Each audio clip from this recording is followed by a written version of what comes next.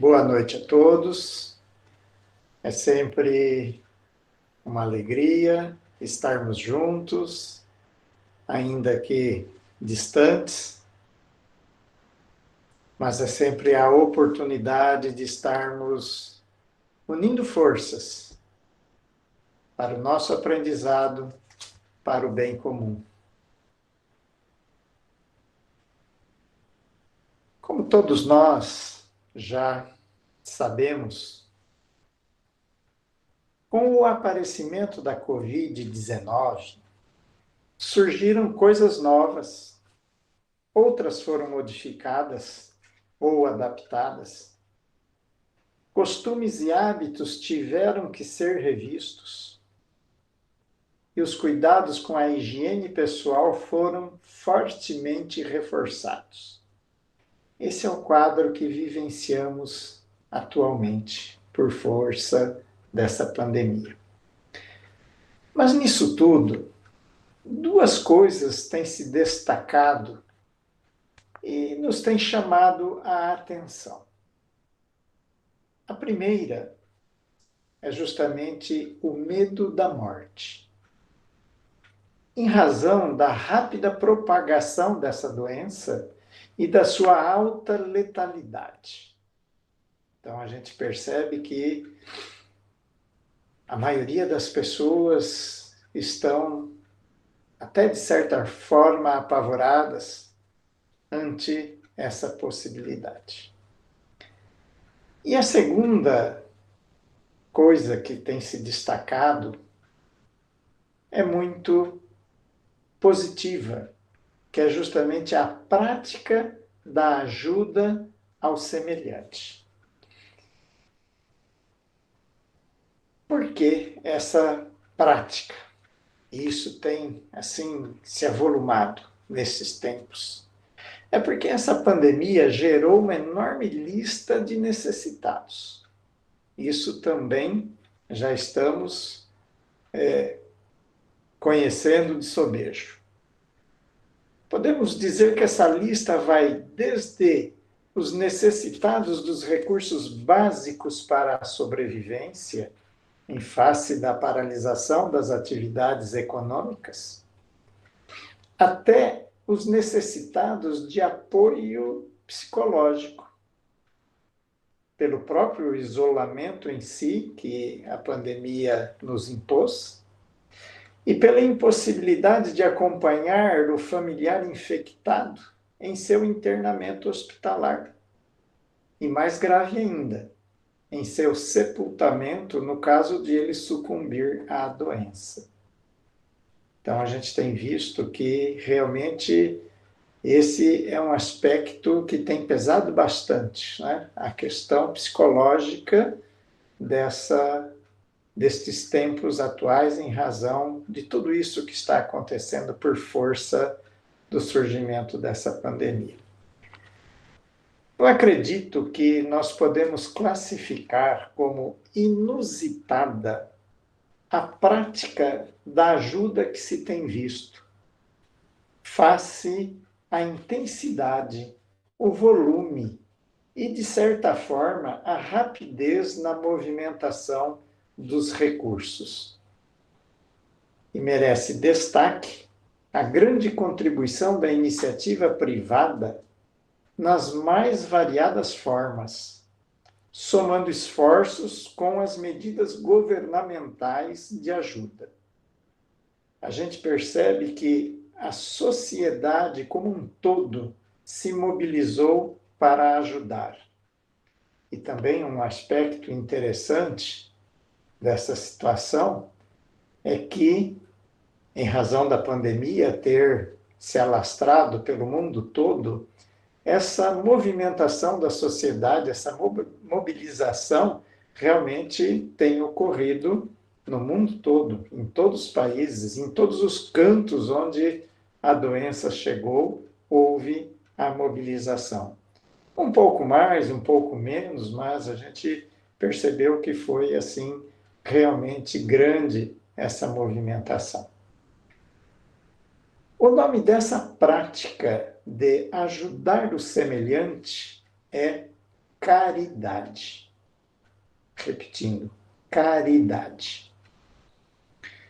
Conforme já estudamos nas nossas lições anteriores, enquanto o amor é o sentimento que nos predispõe a desejar apenas o bem do nosso semelhante, a caridade é a ação para que o bem que desejamos se efetive.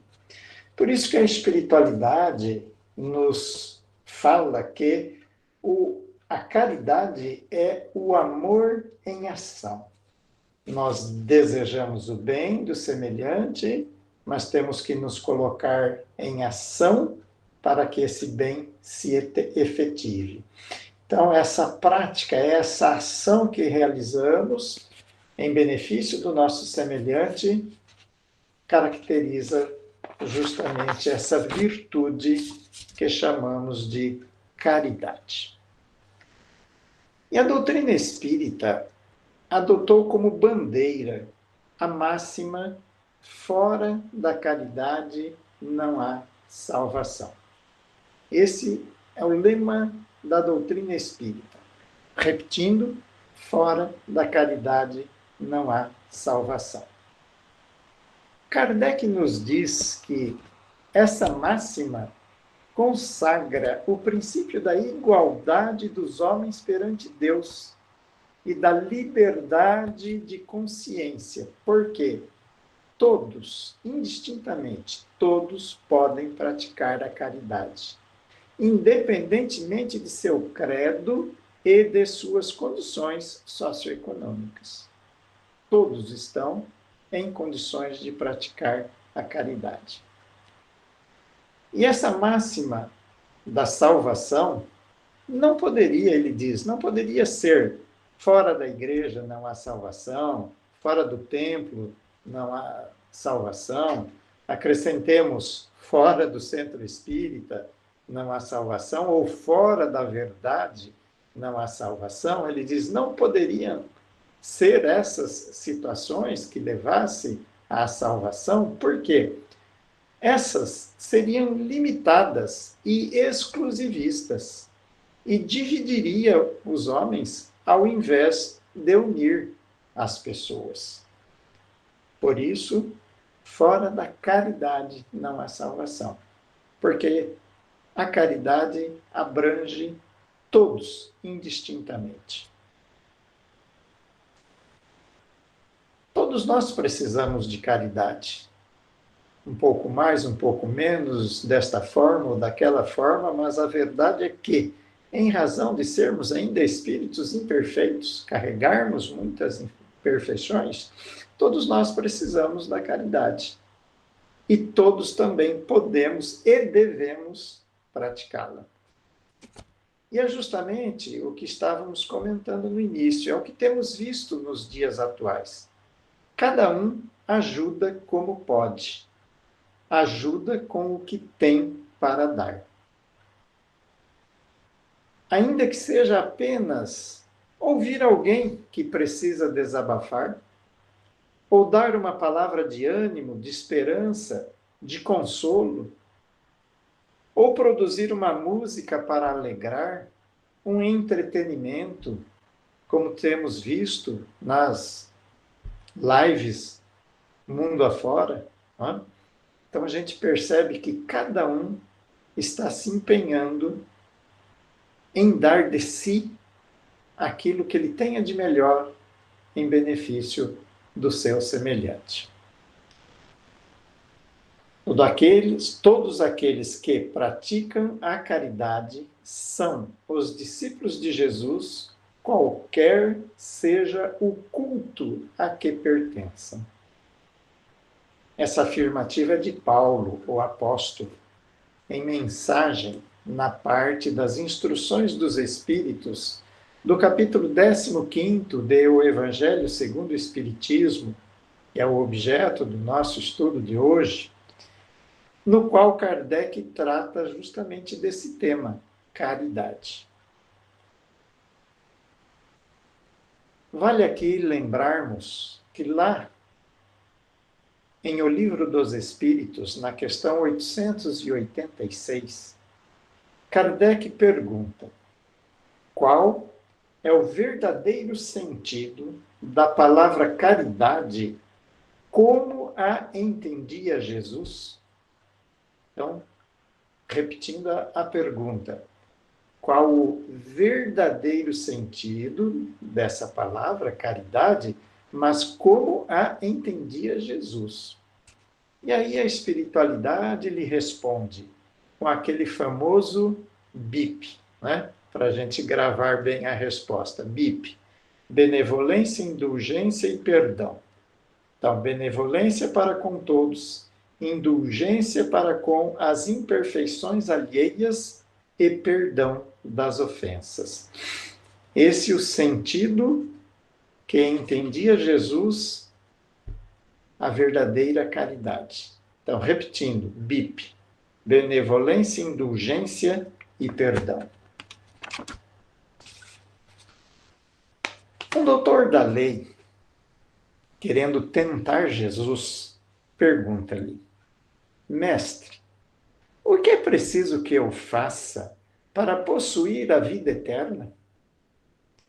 E Jesus lhe responde com uma pergunta também: O que está escrito na lei? E o doutor lhe responde: Amareis o Senhor, vosso Deus, de todo o vosso coração e de toda a vossa alma, e o vosso próximo como a vós mesmos. Então Jesus lhe diz: Respondestes muito bem, fazei isso e vivereis. Mas o doutor da lei, querendo parecer justo, repergunta a Jesus: Mas quem é meu próximo? Então o mestre lhe conta uma história que ficou conhecida como a parábola do bom samaritano. Resumidamente, essa parábola nos diz o seguinte: que um homem descia de Jerusalém para Jericó e na estrada foi assaltado e ferido. Passaram por ele um sacerdote e um levita, mas não pararam para ajudar aquele homem ferido. Um samaritano, que era considerado herege, ou seja, fora da igreja, se condoeu dele, tratou suas feridas e o levou para uma hospedaria e pagou todas as despesas da sua hospedagem. Aí Jesus pergunta ao Senhor, ao doutor da lei: qual desses três foi o próximo daquele que caiu na mão dos ladrões? Aquele que exerceu a misericórdia para com ele, respondeu o doutor da lei. E depois lhe disse Jesus: e fazei o mesmo. Ou seja, se você deseja possuir a vida eterna, pratique a caridade. Toda a moral do Cristo se resume na caridade e na humildade, as virtudes contrárias ao egoísmo e ao orgulho. Em todos os ensinamentos, em todos os seus ensinamentos, Jesus mostra que essas duas virtudes são o caminho da felicidade eterna. Aquela felicidade que todos nós almejamos, que todos nós desejamos. E justamente a receita para encontrá-la está aqui nessa lição, a prática da caridade. Eurípides Barçanufo, na lição 86 do livro O Espírito da Verdade, analisando justamente essa parábola do bom samaritano, ele nos ensina que, construindo o bem sem alarde, no sublime anonimato do amor fraterno, os espíritas podem e devem ser os novos samaritanos em plena vida de hoje. Olha que interessante essa observação e essa recomendação de Eurípides Barçanufo, né, espírito. Que justamente nós espíritas, com o conhecimento que a doutrina nos proporciona, com a interpretação que ela nos dá dos ensinamentos do Cristo, aclarando, deixando bastante cristalinas as suas mensagens, nós devemos nos fazer novos samaritanos, ou seja, realmente auxiliarmos, fazermos o bem sem olhar a quem. Fora da caridade não há salvação. Essa é a bandeira do Espiritismo, como estamos vendo. Mas qual o significado da palavra salvação nessa máxima? Então, repetindo a máxima, fora da caridade não há salvação. Qual o significado dessa palavra salvação nessa máxima? Aí vamos buscar ajuda em Richard Simonetti, como todos sabem, era um escritor espírita, que era aqui de Bauru, cidade próxima a nós, e que faleceu em outubro de 2018, tem várias obras, né, escritas, seus livros são bastante didáticos, tem lições muito bonitas. Então, em artigo publicado na Revista Internacional do Espiritismo, a RIE, de setembro de 2016, quer dizer, 2 anos antes de ele falecer, ele publica uma mensagem, um trabalho, nos explicando que o significado da palavra salvação nessa expressão fora da caridade não há salvação. Ele diz assim, ó, não se trata da vida eterna, porquanto somos filhos de Deus, destinados à perfeição, e lá chegaremos, queiramos ou não. Então, essa salvação, ele entende que não está se referindo a cada criatura, a cada pessoa de per si. Ele diz, entendo que Kardec reporta-se à sociedade humana dominada pelo egoísmo, sentimento gerador de todos os males. E a caridade é o caminho para levar à salvação. À medida que, para sermos caridosos, somos obrigados a esquecer de nós mesmos, começamos a vencer o funesto sentimento do egoísmo. Então, na medida em que realmente nos interessarmos pelo nosso semelhante, nós somos obrigados a esquecer de nós mesmos, a prestarmos atenção no nosso irmão. E aí deixaremos de ficar olhando só para o próprio umbigo, né? Deixaremos de lado ou combateremos o nosso egoísmo. E ainda na máxima fora da caridade não há salvação, como situar a caridade? E Simonetti, nesse artigo, pondera o seguinte: não se trata de um comportamento para determinadas situações, e sim uma atitude perante a vida em 4 aspectos fundamentais, que nós já vamos indicar. Então, veja, ele diz, caridade é uma atitude perante a vida, não é só para alguns momentos, é justamente uma virtude que nos predispõe a estarmos sempre dando o melhor que tivermos de nós em benefício dos nossos semelhantes. E ele diz, em 4 aspectos fundamentais. A caridade perante a família, perante a comunidade, perante o necessitado e perante a nós mesmos. Vamos ver cada um desses aspectos. A caridade perante a família. Ele diz assim, se o próximo é o caminho para Deus, o próximo mais próximo é aquele que vive sob o mesmo teto.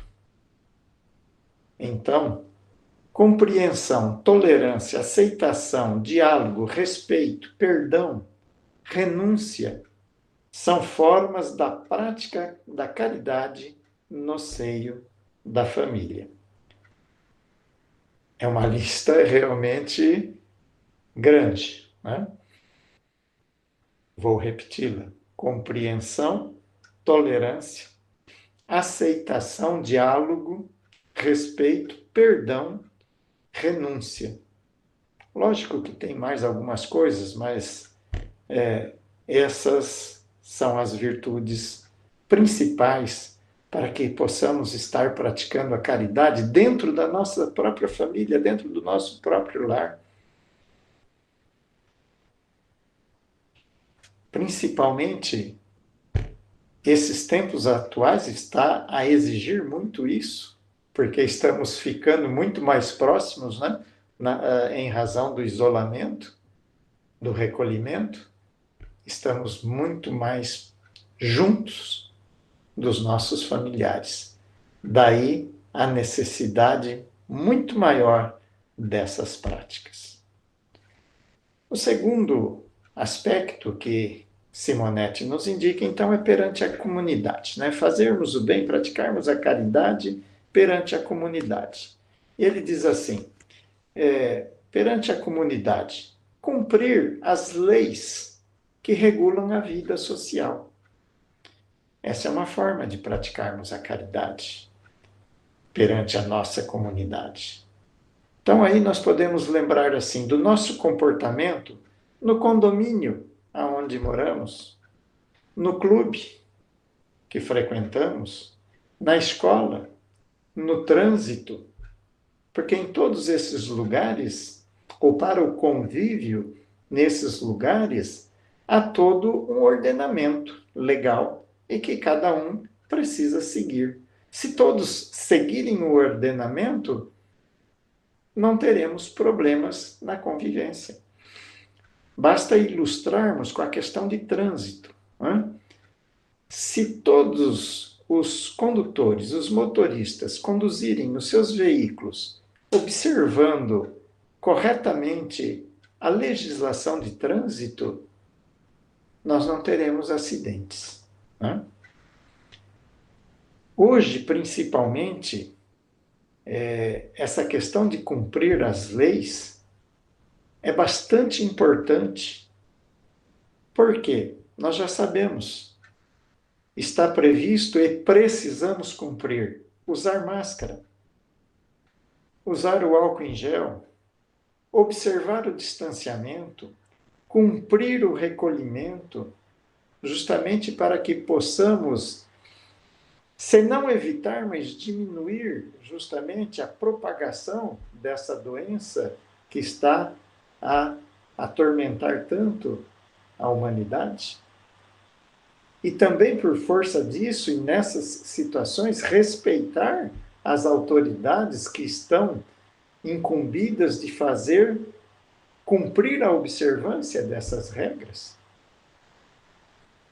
Acredito que a maioria deve ter tomado conhecimento daquele incidente entre uma autoridade de um tribunal superior, justamente desacatando um guarda municipal que estava exigindo que ele cumprisse a lei. Se ele tivesse atentado para a questão da necessidade de praticarmos a caridade perante a comunidade, certamente ele teria demonstrado respeito àquela autoridade. Mais do que isso, ele nem chegaria ao ponto de precisar ser admoestado que, quanto ao uso da máscara, ele já a teria ou já a estaria utilizando. Também preservar a limpeza, a ordem e a limpeza no logradouro público. Não jogar detritos na rua, recolher as fezes dos animais levados para o passeio, né? Porque a gente vê as pessoas levam os seus cachorrinhos para fazerem necessidades no passeio público e larga lá a sujeira, né? Num total desrespeito ao seu semelhante. Preservar os bens públicos é tão desagradável quando a gente passa em algum lugar, principalmente numa praça, e vê os utensílios daquela praça, que seria para uso de todos, destruídos. Bancos totalmente destruídos, placas, às vezes na rua, placas de sinalização, não? Que orientaria o trânsito, orientaria as pessoas, né, que procuram alguma localidade, às vezes destruídos. E se percebe que é por ação, justamente, de algum ser humano. Isso é muito desagradável, né? Isso a gente percebe assim o quanto ainda nós temos, nós humanidade, né, que estamos aqui na Terra, encarnados aqui na Terra, quanto ainda carregamos de imperfeições, né? Daí não adianta a gente reclamar das dores, dos sofrimentos, porque eles são decorrentes justamente das nossas imperfeições. Também, perante a comunidade, participar de atividades que visem o bem-estar coletivo. Olha, uma atividade que é altamente importante para o bem-estar coletivo: doar sangue. Quantas cirurgias que às vezes precisam ser proteladas porque o banco de sangue está sem estoque suficiente para realizar ou fornecer para que sejam realizadas certas cirurgias, né? Eu sei que tem pessoas que às vezes têm receio de fazer a doação de sangue, mas é uma atividade nobre, né?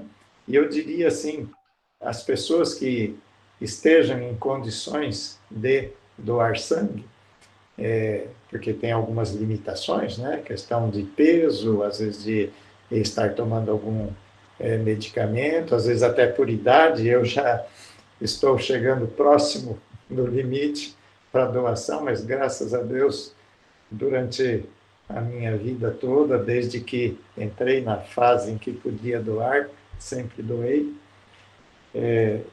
Realizar trabalhos voluntários, né? Procurar preservar a natureza, porque isso beneficia a todos, contribui para o bem-estar coletivo, né? Preservar a natureza é ter essa consciência ambiental, né?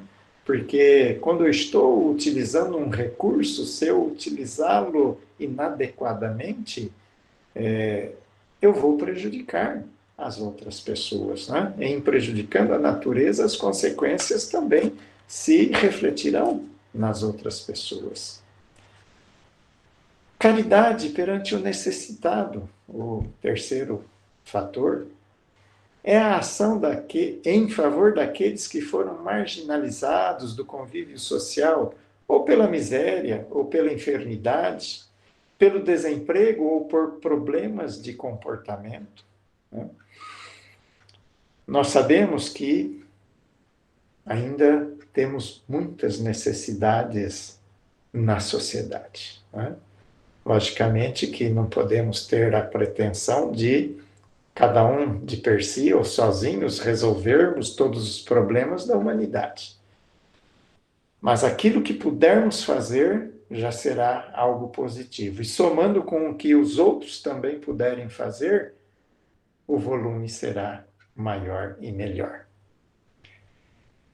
Quanto a esses problemas, né, das pessoas necessitadas, às vezes eu fico amargurado quando vejo aquelas matérias trazendo cenas da Cracolândia, principalmente em São Paulo. Nossa, aquilo para mim é de apertar o coração, né? De a gente ver quantas criaturas estão numa situação praticamente, vamos usar uma expressão um pouco pesada, de morto-vivo, né? Porque é uma pessoa que está ali, cuja vida, naquele momento, parece que está sem sentido, né? E que precisa altamente de auxílio. Simonetti, nesse item, ajuda perante os necessitados, ele diz assim: dizem os espíritos superiores que a felicidade do céu é socorrer a infelicidade na Terra. Diríamos que somente na medida em que estivermos dispostos a socorrer a infelicidade na Terra, é que estaremos a caminho da felicidade do céu. E por último, a caridade perante a nós mesmos. Olha que interessante, a caridade perante a nós mesmos. Ele diz assim: somos seres imortais que vivíamos antes do berço, ou seja, antes da encarnação. E continuaremos a viver depois do túmulo, ou seja, depois da desencarnação, nós sabemos, como espíritos, somos imortais. Elementar que, então, nossas iniciativas devem ser sempre voltadas para o espírito que viverá para sempre, e não para o homem que desaparecerá no túmulo. Ou seja, precisamos cuidar, alimentar o espírito que é imortal. Logicamente que precisamos também preservar a vida material, mas o mais importante é cuidar do espírito que é eterno, que é imortal, que viverá depois, que continuará vivendo depois da desencarnação. Isso implica esforço permanente no campo do bem e da verdade, voltado para a família, a comunidade e ao necessitado, fugindo do egoísmo para encontrarmos a nós mesmos, anjos em potencial que somos, sob as bênçãos de Deus. Essa a caridade fundamental, ele coloca. Por que anjos em potencial que somos? Porque sabemos que Deus nos criou perfectíveis, ou seja, com condições de realizarmos a nossa perfeição, de construirmos a nossa perfeição, de atingirmos a perfeição através justamente do nosso esforço e trilhando o nosso caminho evolutivo. E aqui eu gostaria de fazer uma lembrança, falando de caridade, lembrar que uma forma de se praticar a caridade é através do exercício da mediunidade. E olha que interessante, o exercício da mediunidade como caridade. Essa forma pode se fazer presente em qualquer daqueles 4 aspectos mencionados por Simonetti, ou seja, para ajudar na família, na comunidade, perante o necessitado, incluindo aqui o desencarnado, né? E a nós mesmos. É interessante que quando a gente fala de prática da caridade, nós somos geralmente levados a pensar no encarnado, né? Em todos os aspectos da prática da caridade, nós somos quase que induzidos ao pensamento de estarmos voltados para o encarnado. Mas não podemos esquecer dos desencarnados, são nossos irmãos também. Então, a caridade precisa ser aplicada também em relação a eles, né? E uma das formas, nós sabemos, é através do exercício mediúnico. É lógico que através da oração, do bom pensamento, né, dirigido aos entes que já se foram, né, que estão no mundo espiritual, são formas também de ajudá-los. Mas o exercício mediúnico, principalmente quem participa de reuniões mediúnicas, tem condições de aquilatar o quanto é importante para os desencarnados as reuniões mediúnicas, como forma de ajudá-los. O apóstolo Paulo, em sua primeira carta aos Coríntios, no capítulo 13, versículos 1 a 7 e 13, definiu a caridade na sua máxima significação, nos praticamente recitando a seguinte fala: mesmo quando eu falasse todas as línguas dos homens e a língua dos anjos, se eu não tiver caridade, serei como bronze que soa ou um símbolo que retine. Ainda quando tivesse o dom da profecia, que penetrasse todos os mistérios e tivesse perfeita ciência de todas as coisas, ainda quando tivesse toda a fé possível, até o ponto de transportar montanhas, se não tiver caridade, nada sou.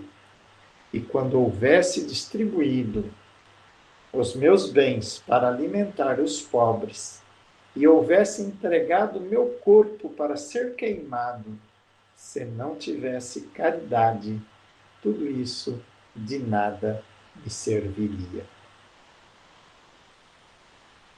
Muito linda, né? Essa mensagem do apóstolo Paulo, justamente destacando, enaltecendo a prática da caridade. E Kardec, nesse capítulo que estamos estudando hoje, o 15º, do Evangelho segundo o Espiritismo, ele nos fala que, analisando essa mensagem de Paulo, Kardec nos diz que São Paulo coloca a caridade acima mesmo da fé, porque a caridade está ao alcance de todo mundo, do ignorante e do sábio, do rico e do pobre, e porque independe de toda crença particular. Aquilo que falamos lá no início desse estudo de hoje, todos nós temos condições de fazer, de praticar a caridade, né?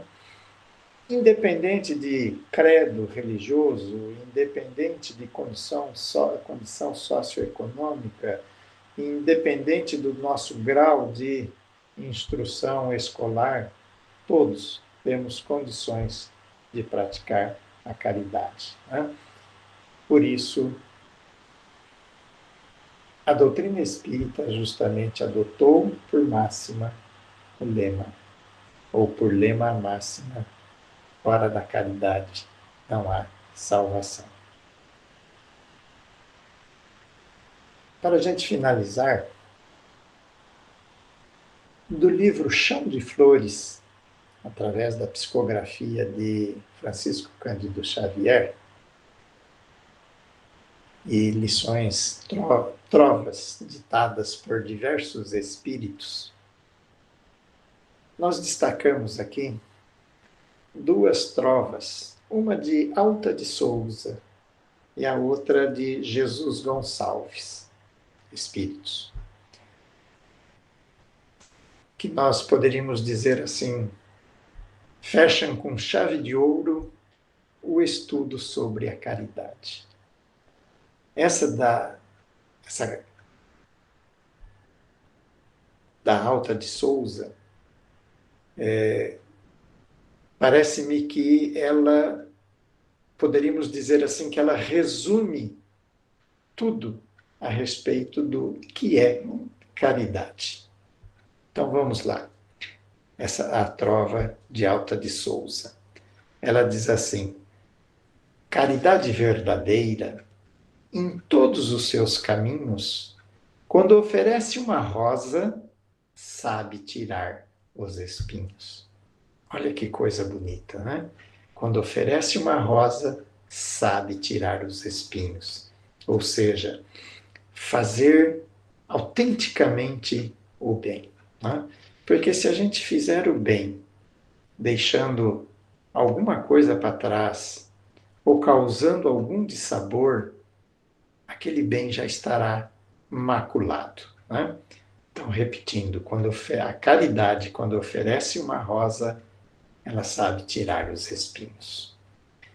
E a trova de Jesus Gonçalves nos diz assim: não faças da caridade palavra linda, mas vã. Faze hoje ampara agora, não deixes para amanhã. Então, esse é o nosso convite. Por tudo isso que já aprendemos com Jesus, com a doutrina espírita, não deixemos para amanhã praticar a caridade. Nos esforcemos cada vez mais, principalmente agora sabendo que a prática da caridade é justamente o caminho que nos leva à felicidade eterna. Eu desejo que realmente todos consigam esse esforço. Sabemos que tem aqueles que já fazem, tem aqueles que já estão se iniciando, que todos indistintamente possam praticar a caridade na sua plena forma e significado.